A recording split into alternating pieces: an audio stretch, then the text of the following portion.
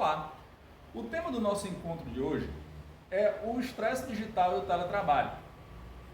Foi assunto do livro Repercussões Jurídicas do Home Office, que eu tive o prazer de coordenar juntamente com a professora doutora Alessandra Mizuta. O livro foi editado pela editora Trote. E nós conseguimos congregar alguns dos maiores expoentes do país dentro da área do direito do trabalho, do direito administrativo, que tratam especificamente da matéria. E é algo que ficou realmente muito interessante. E o intuito de hoje é eu fazer uma pequena prospecção com vocês aqui acerca do tema geral do livro. Então, dentro desse meandro de o estresse digital e o teletrabalho, inicialmente nós temos que imaginar qual foi o fio condutor, por que esse assunto veio tanto à tona, e logicamente todos sabem que a pandemia da Covid-19 realmente foi o fio condutor dessa nova forma de encarar o trabalho, desse novo método, né? Que, embora não fosse novo, já disponível, não só no meio privado, mas também no meio público, não era usado em larga escala por questões diversas, mas que agora houve a necessidade, né, premente de que se adotasse em razão de medidas sanitárias, medidas de necessidade de continuação de determinados serviços indispensáveis. E, então isso aí trouxe a primeira indagação sobre a questão da disponibilidade tecnológica. Então, hoje, a disponibilidade tecnológica para o home office está muito mais colocada para o público em geral. Vocês veem aqui, por exemplo, nós conversando via YouTube, fazendo uma gravação aqui, coisa que você não imaginaria 2, 3 anos atrás, pelo menos não com um volume como acontece hoje em dia, não como uma coisa comum, corriqueira, enfim. Então a disponibilidade tecnológica existia. Tudo que nós temos hoje em dia em termos de plataforma, de software, de hardware, para se desenvolver o trabalho em casa, já existia anteriormente, mas houve sim uma estocada da questão da pandemia para que realmente se saísse da zona de conforto e pudesse realmente pensar em trabalhar no home office, até porque nós sabemos que existem sim diversas vantagens com relação ao home office, mas também existem muitas desvantagens, né? Então, uma das barreiras que se teve que realmente romper com relação à questão do home office foi o próprio costume laboral, ou seja, aquela medida, aquele pensamento arraigado, não só dentro do setor público, mas também do setor privado, que só trabalha quem está no trabalho. E essa quebra de paradigma só foi possível em razão de uma necessidade que se instalou. Então, isso aí trouxe para nós uma nova visão de como se estabelecer essa conduta do trabalho em casa, que envolve diversos fatores. Envolve, logicamente, a forma de como administrar o próprio tempo, de como se estabelecer uma relação entre as tarefas familiares e as tarefas produtivas, aquelas ligadas ao trabalho em si.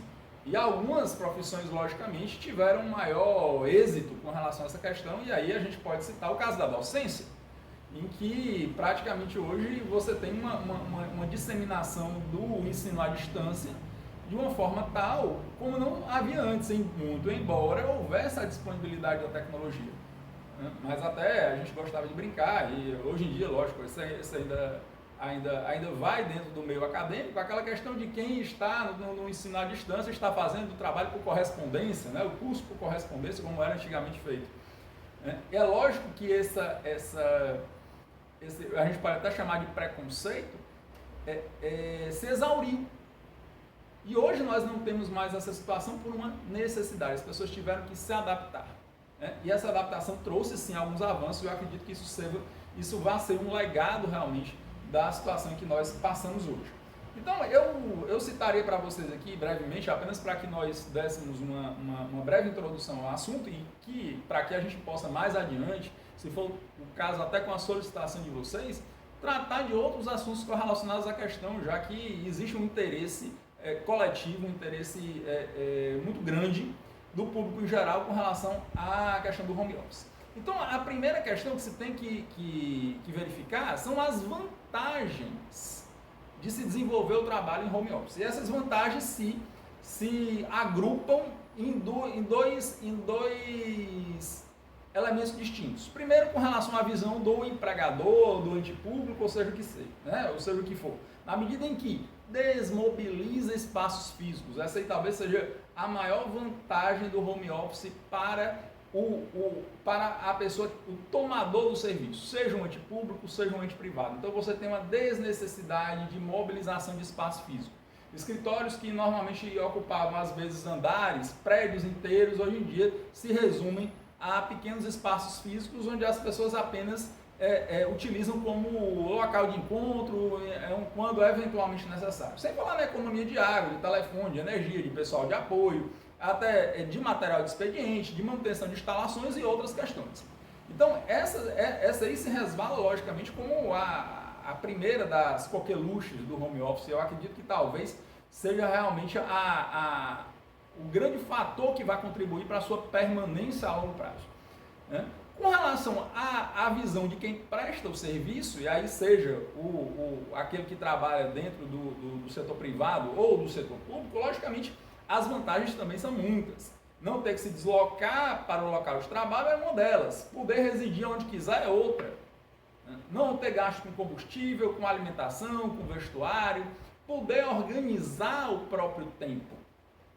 E a gente vai ver um pouquinho mais logo no próximo tópico que essa questão, embora seja em princípio uma vantagem, também se constitui uma desvantagem.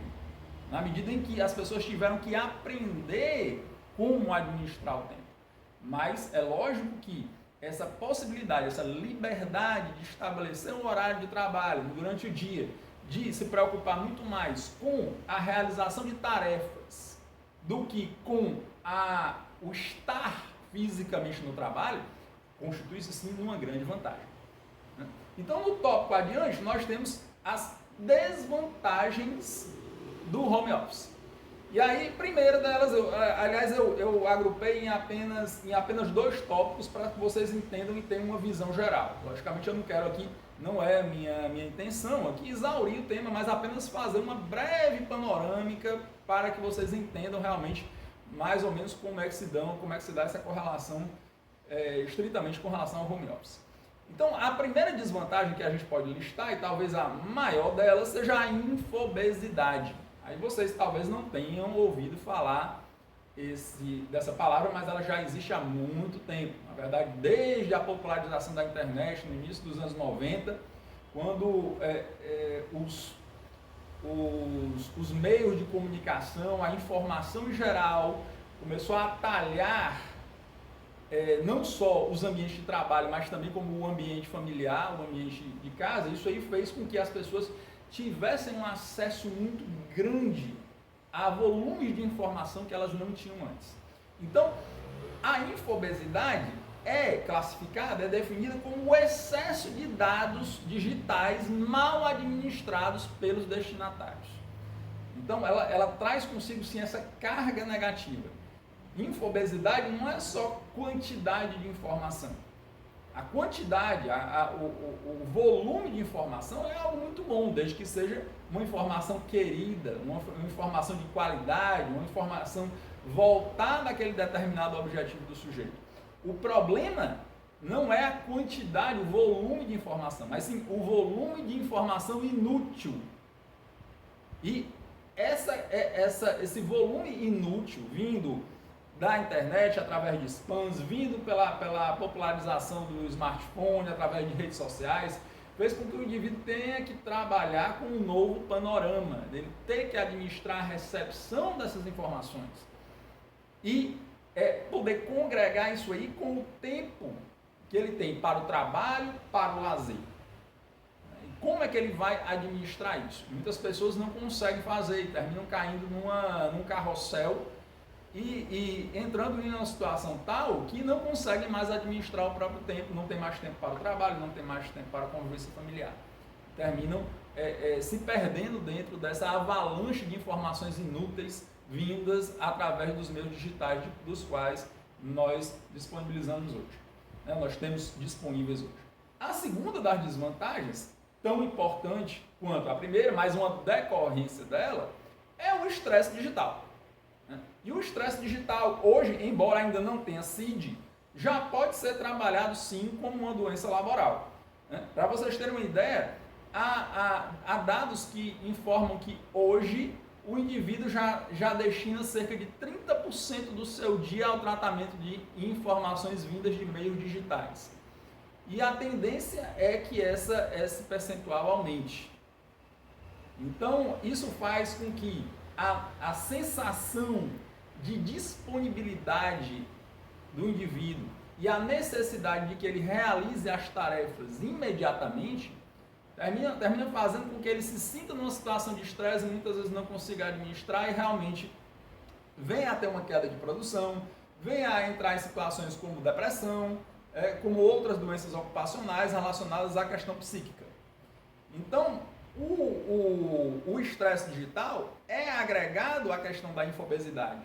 O acúmulo da infobesidade vem a ser o anteposto do estresse digital, na medida em que o indivíduo que recebe aquele acúmulo muito grande de informações ou de demanda de trabalho, misturado a essas informações que muitas vezes não são úteis, faz com que ele tenha dificuldade de administrar o seu tempo e muitas vezes termine caindo numa espiral de forma tal que ele não consegue mais desempenhar suas funções regulares, seja nas relações familiares, seja nas relações de trabalho. Então, isso aí é a medida do que nós viemos apresentar para vocês aqui no nosso trabalho, que, como eu já disse, nós tivemos o prazer de coordenar juntamente com a professora Alessandra Mizuta, e fica a dica de leitura. Qualquer indagação, eu estou disponível para vocês via Instagram. Então, acredito que tenha agregado aqui uma informação a mais dentro do cabedal de vocês. E agradeço a audiência. Um bom dia a todos.